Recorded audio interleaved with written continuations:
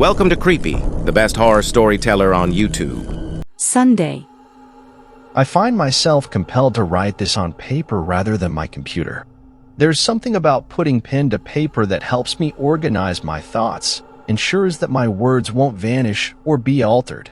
Not that it's happened, but the memories seem to blur together, and I need a tangible record. This small basement apartment is starting to feel suffocating. Perhaps that's the root of the issue.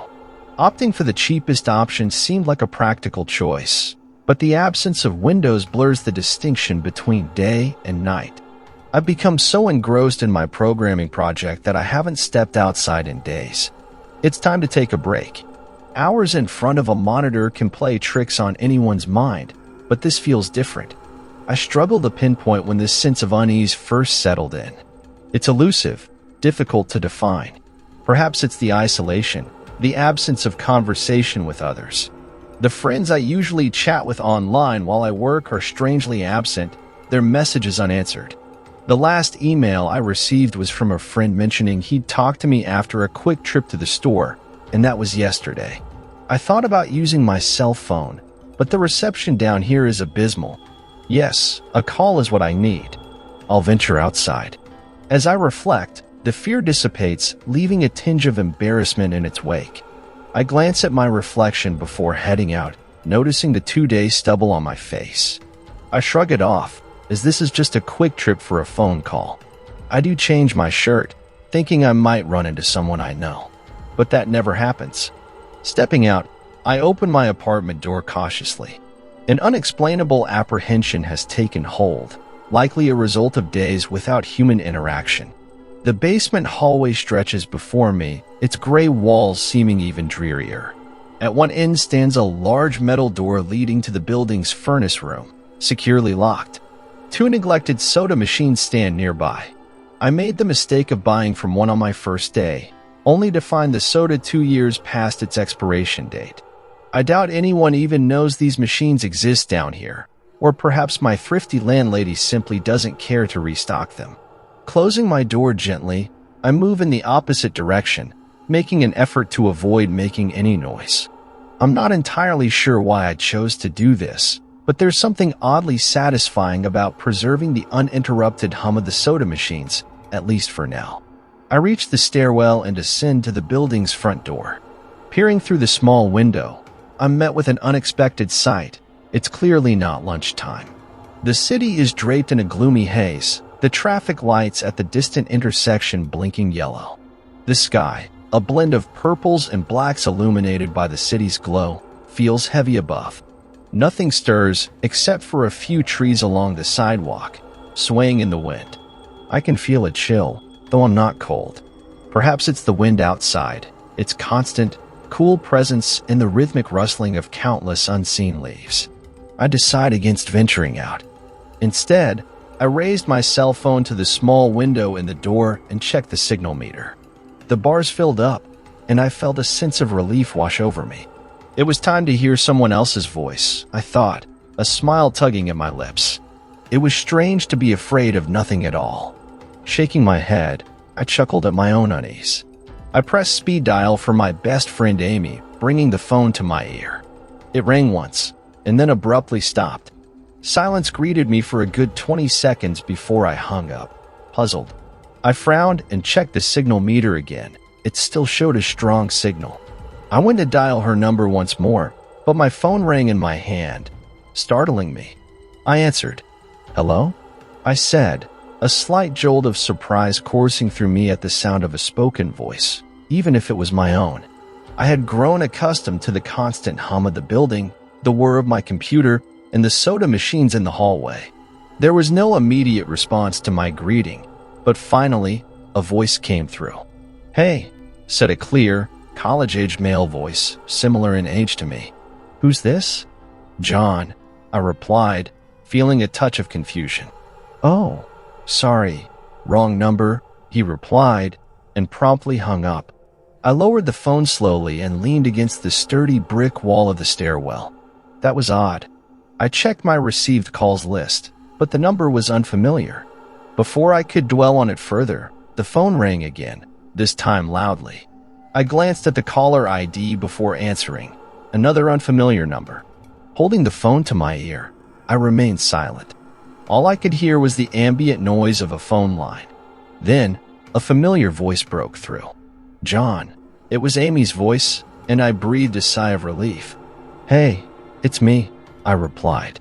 "Who else would it be?" She chuckled. "Oh, about the number. I'm at a party on 7th Street, and my phone died just as you called. I'm borrowing someone else's phone." "Oh, I see," I said. "Where are you?" she inquired.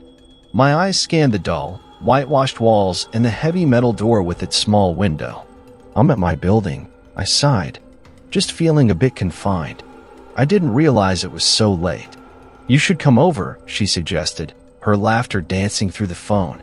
"Nah, I don't feel like wandering around some unfamiliar place by myself in the middle of the night," I said, gazing out at the quiet, windy street that secretly unnerved me a little. "I think I'll just keep working or head to bed." "Nonsense," she retorted. "I can come get you. Your building is close to 7th Street, right? How many drinks have you had?" I teased. "You know where I live." "Oh, right," she said suddenly. "I suppose I can't walk there, can I?" "You could, if you wanted to spend half an hour," I told her. "Fair enough," she said. "All right, I have to go. Good luck with your work." I lowered the phone once more, watching the numbers flash as the call ended. The droning silence returned, filling my ears. The two strange calls in the eerie street outside amplified my sense of solitude in this empty stairwell.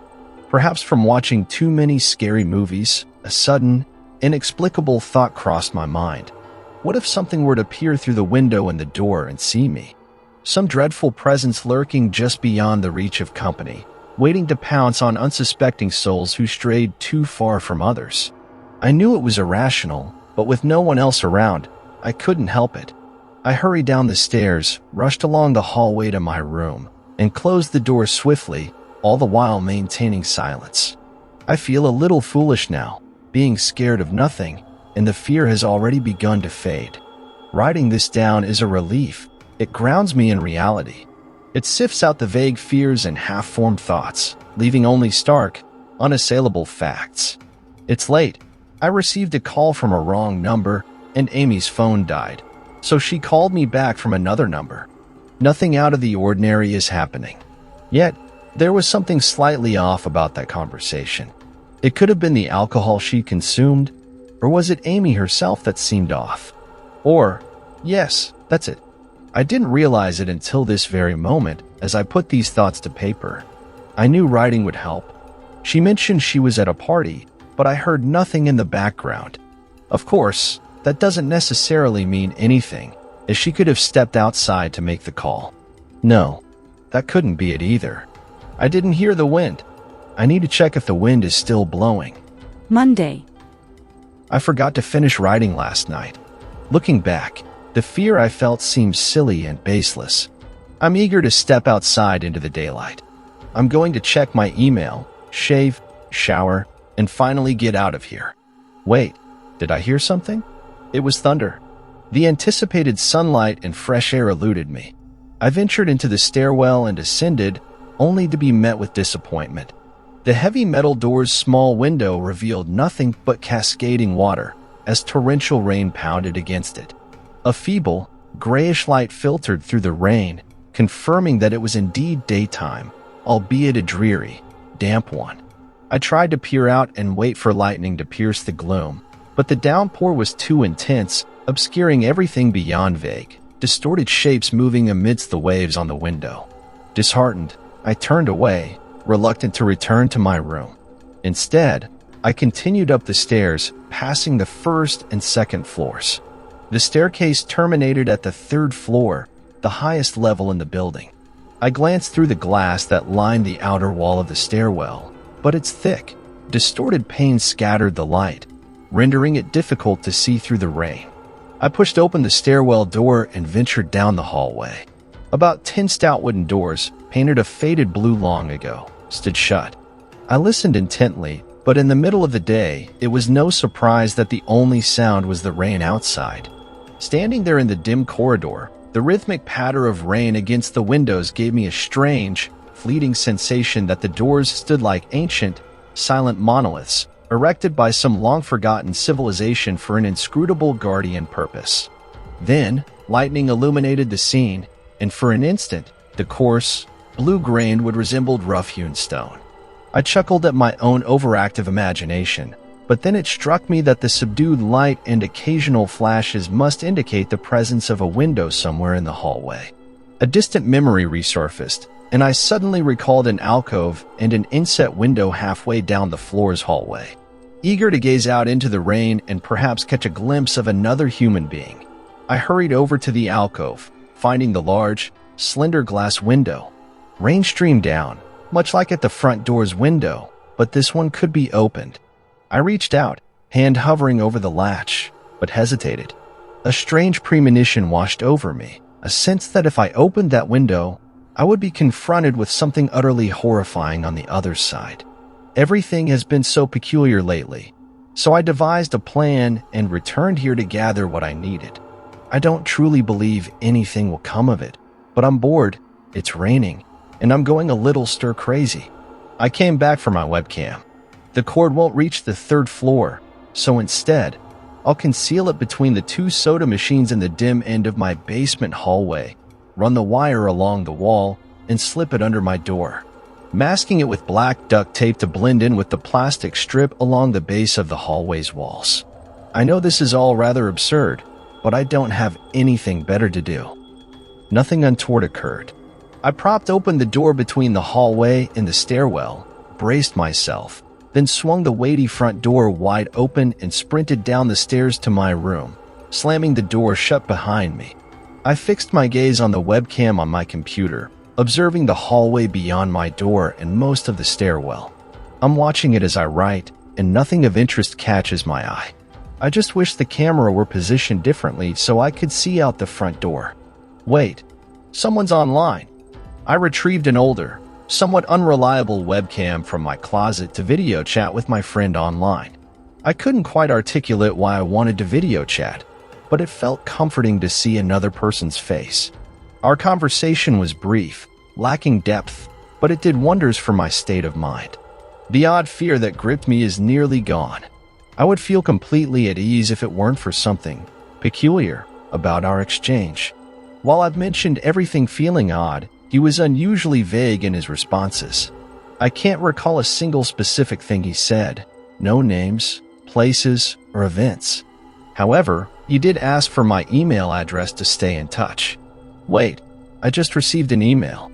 I'm about to step out. Amy sent me an email inviting me to join her for dinner at our usual spot. Pizza sounds fantastic, especially since I've been surviving on whatever I can find in my poorly stocked fridge for days. Once again, I find myself chuckling at the strange turn of events these past couple of days. I think I'll dispose of this journal when I return. Oh, another email. Oh my God. I nearly left the email unread and opened the door. I almost made that mistake. I almost opened the door, but I read the email first. It was from a friend I hadn't heard from in ages, sent to a large list of recipients, seemingly everyone in his address book.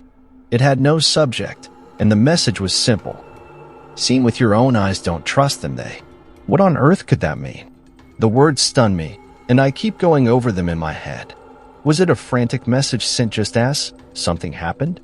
The message is clearly cut off, left unfinished. On any other day, I'd have dismissed it as spam from a computer virus or something, but the words, seen with your own eyes.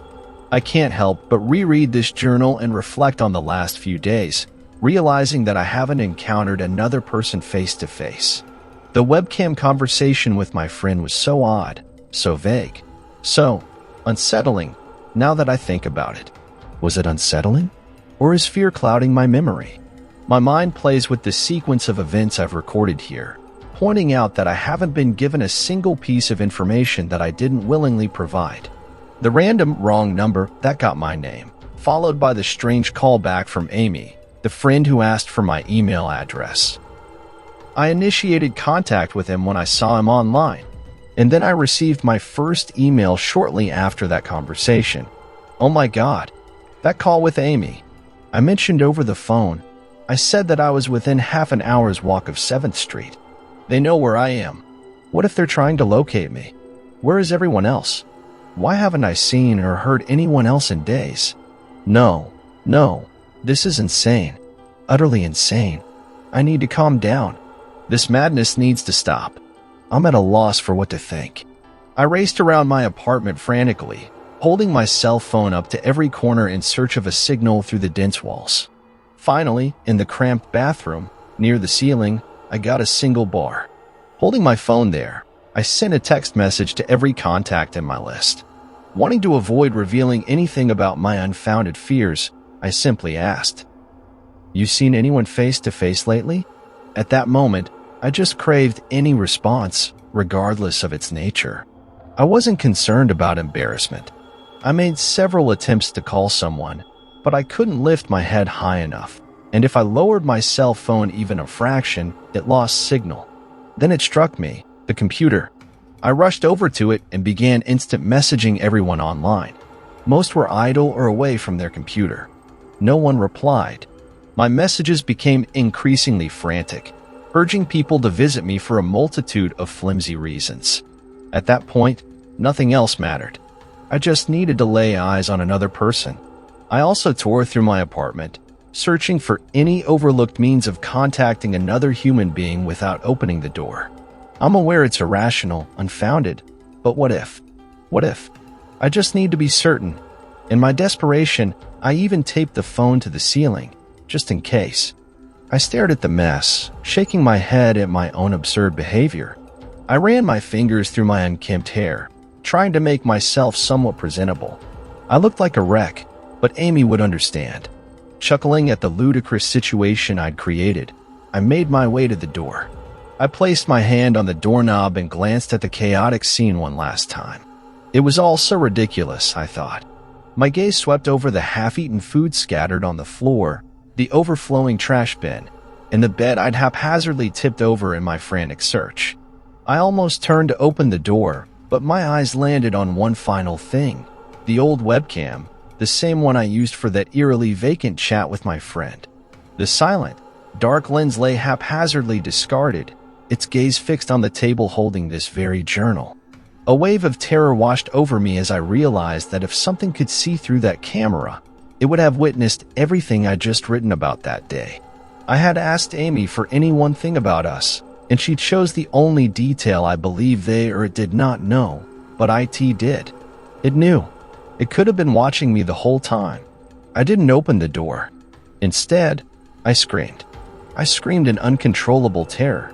The door rattled, and the doorknob giggled, but I didn't hear Amy's voice through the door. Was the basement door, designed to block out drafts, too thick? Or was Amy not really outside?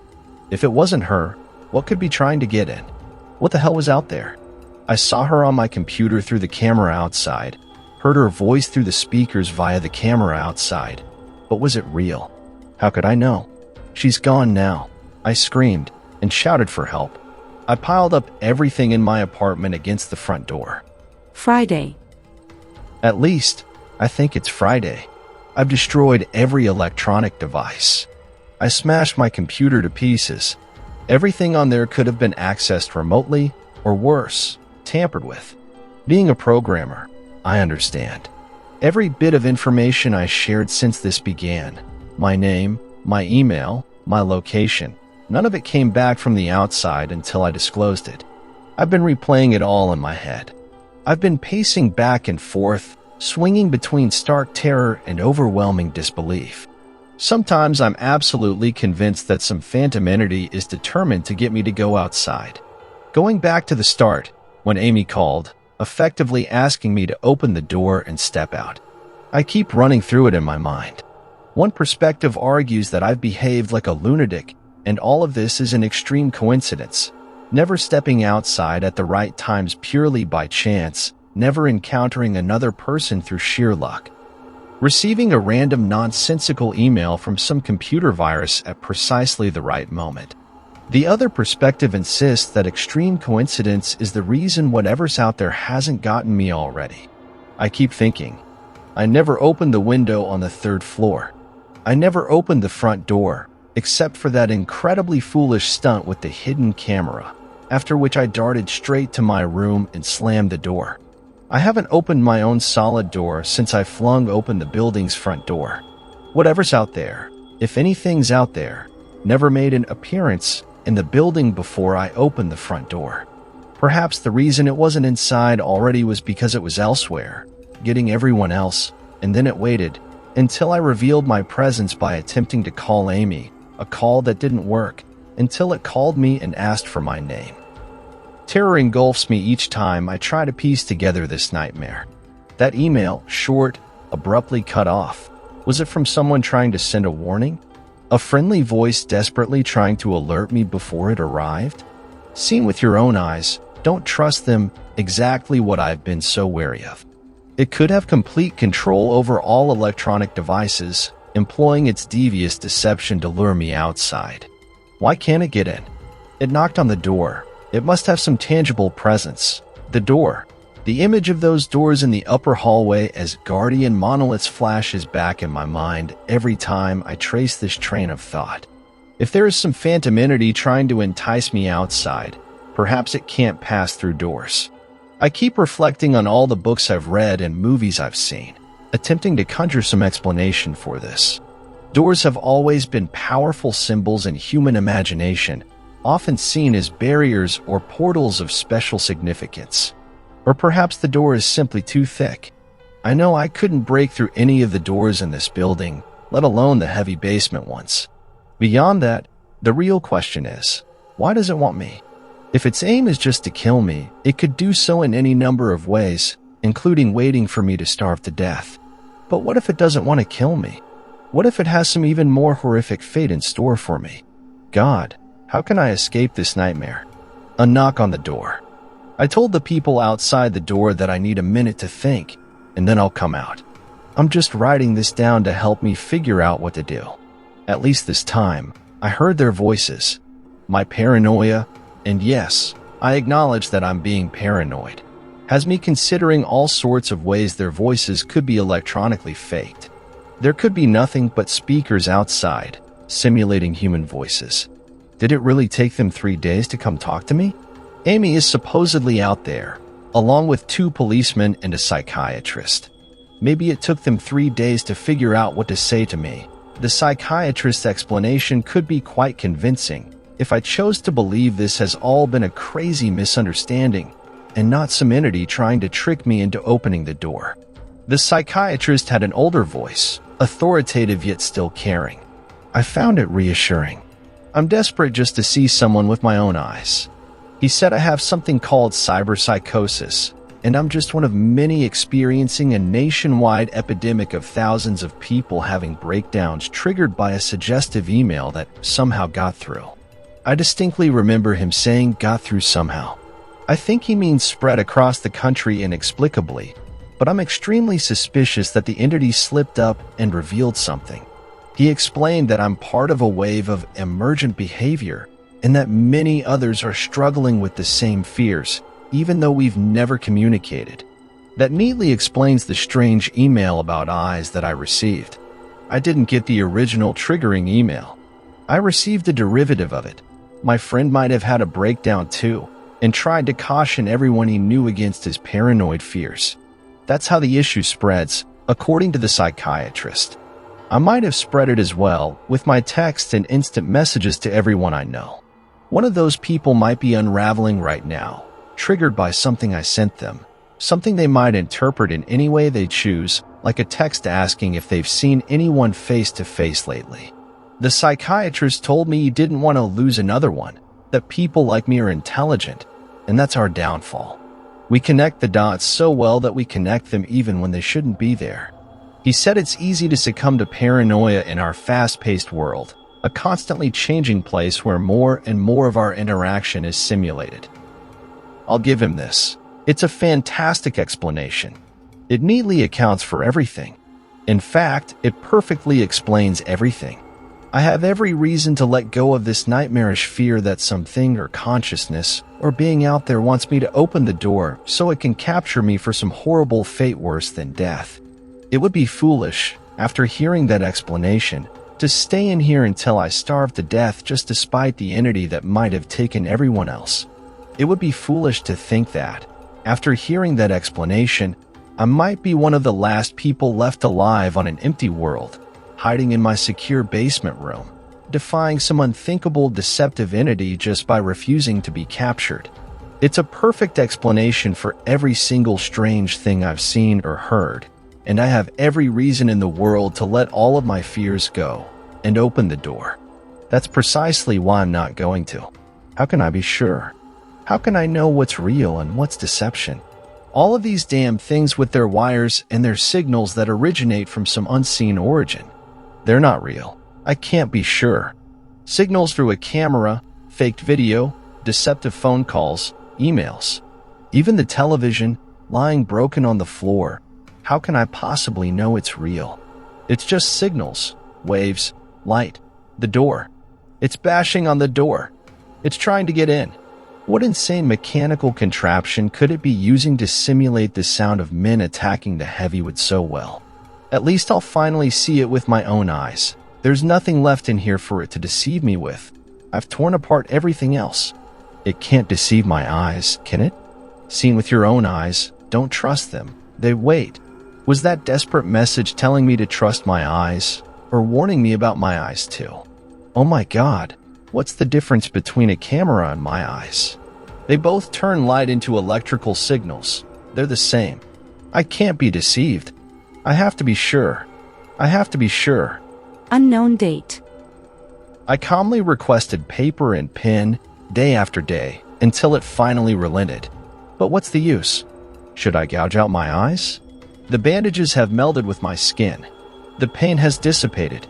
This may be my last opportunity to write coherently.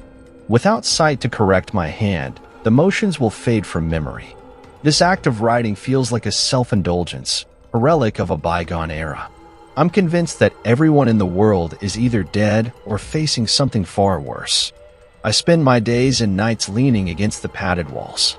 The entity brings sustenance, disguising itself as a gentle nurse or an indifferent doctor. It senses my heightened hearing in this darkness. Occasionally, it stages conversations in the corridors, hoping I might eavesdrop. A nurse speaks of an impending childbirth. A doctor mourns his wife lost in a car crash. None of it holds any weight. None of it is real. None of it affects me, not like she does. The most torturous part, the part that threatens to overwhelm me, is when it assumes the form of Amy. Its imitation is flawless. It speaks in Amy's voice, feels like her. It even conjures tears that it transfers onto its lifelike cheeks, making me feel them. When it first brought me here, it told me everything I longed to hear. That she loved me, always had. It couldn't fathom why I did this. We could still have a life together, if only I'd abandoned this belief in deception. It wanted me to believe. No, it needed me to believe that she was real. I almost succumbed. I truly did. I second-guessed myself for what felt like an eternity. But in the end, it was too perfect, too flawless, too real. The false Amy used to visit every day, then every week, until she ceased altogether. But I don't believe the entity will give up. I think this waiting game is just another ploy. I'll resist it for as long as I have breath. I don't know what transpired in the rest of the world, but I do know this entity needs me to fall for its deceptions. If it requires that, then maybe, just maybe, I am a thorn in its plans.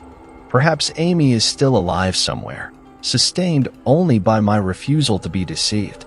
I cling to that hope, swaying back and forth in my cell to pass the time. I'll never yield. I'll never break. I am a hero. The doctor perused the paper, its words scrawled by one who could not see. It was barely legible, a testament to the man's unyielding resolve, a symbol of the human spirit's determination to survive. The doctor wanted to smile, to offer words of encouragement to the deluded man. He wanted to scream, but the wires snaking around his head and into his eyes compelled him to do otherwise. His body moved into the cell like a marionette, reassuring the patient once more that he was mistaken, that there was no one trying to deceive him. Thank you for watching. Please like, share, and subscribe for more similar horror stories.